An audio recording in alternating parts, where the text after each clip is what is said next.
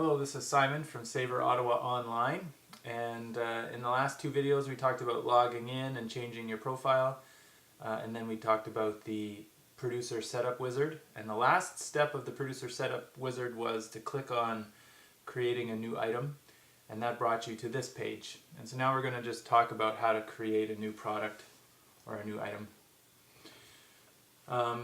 And so basically we'll go through, it's a multi-step process, and here is the first thing we do. We first give the product a name. I'm going to do everything as sort of very generic. Product 1. Here we say what kind of size we sell things in, and there are all kinds of different units you can use, like bunch or each if you sell something one at a time, or if you sell by the dozen, or by the foot, or by the pound, or by the liter. You can see lots of units here. So let's say that this item is sold by the gram, and it's being sold in 50-gram packages. So then we set it up like that. So 50 gram is the unit that it gets sold as. And then we set our price.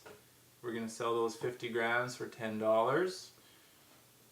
We're not going to charge any tax at this point. We can set the current stock count, so we can say we have 20 of these products in stock.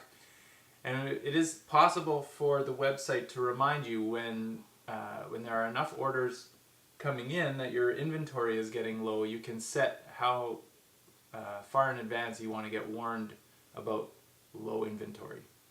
So if you say that you want to make sure that you find out whenever there are 5 of these products left in your inventory, you can set that at 5, and you'll get a notification in your email to let you know that your inventory is declining to that critical minimum stock target.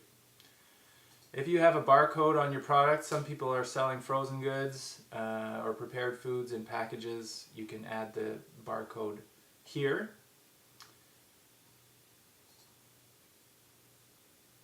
The next step is to put the product into its various categories.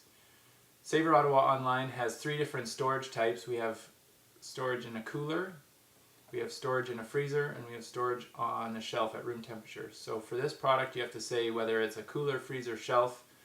This is going to be a shelf product. And I already said we're organic, so I'll put that in. The product I'm selling could be any of these things as well. Low fat and vegetarian, we'll say.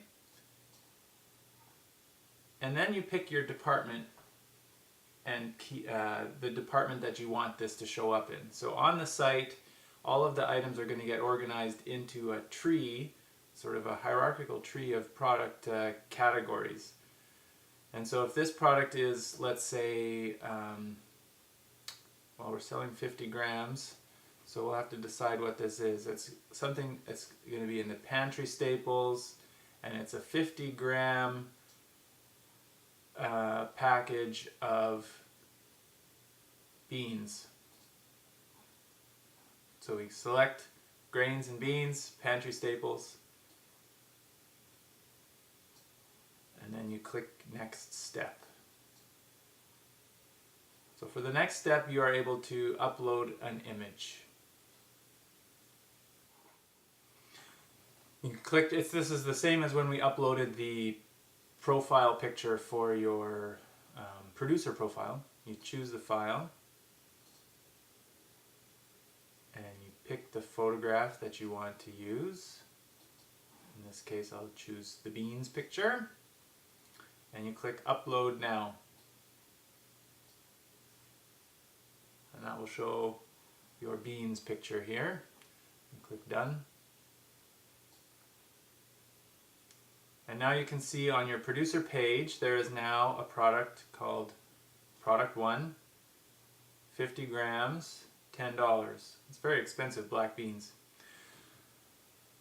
Now, to do your next item, you could add a new product again, or alternatively, you could choose to copy the black beans. Let's pretend that I am also selling 500 gram packages of black beans. So then we can create that. It's almost all the information will be identical except for the size. So you can copy that product. Are you sure you want to make a copy? Yes, okay. And now you can see that there are two 50 gram items here, and one of them we just need to change. So we pick one of those, so I'll just click on one. That brings you to the product profile. And to edit this product profile, you can do the different steps here. So most of these are going to stay the same, but what we can change is the profile where the size is located. So we were going to make a 500 gram package, so we take product 1. We want to leave this name the same so that the new size shows in the same category. If you change this name at all, adding an extra letter or something, the two products will show as separate items in the list instead of being grouped together with the various sizes. I can show you what that will look like in a second. Now we're not going to sell this for 10 times more, so this is, instead of being $100, we'll make this $80. You save some money buying it in bulk. Very valuable black beans. Save that. So now that we've created this new product, which is identical except for the size and the price, we can go back to our producer page, clicking that link there. And now you can see that in this line we have a 50 gram option for 10 and a 500 gram option for 80. Now we can create a new product. We'll call this one product 2. And we'll pretend this has something to do with our chicken, so it's going to be 1 dozen. We're going to sell that dozen eggs for $7. No, wait, they're organic. We'll say $8. No tax.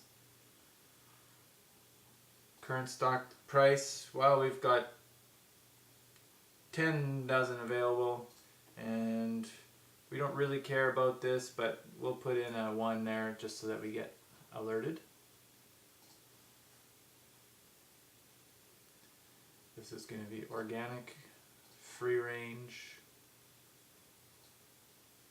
and it's going to go in the dairy and eggs category. Eggs.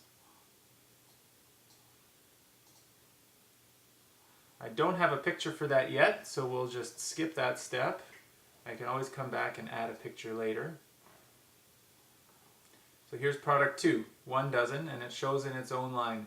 If I had, when I created that 500 gram option for the product 1, if I had changed the name of product 1 even slightly, it would have created another line like this that would have shown the 500 grams in its own line.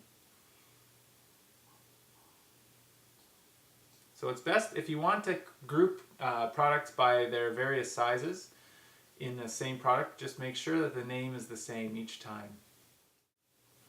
Okay, now I didn't have a picture when I first set up product number 2. Now I do have a picture, and so I'm going to go in here and edit product 2 to add a picture. So for this, you click on settings, and that brings you back to the product profile. And we did the edit profile to create a different size and price.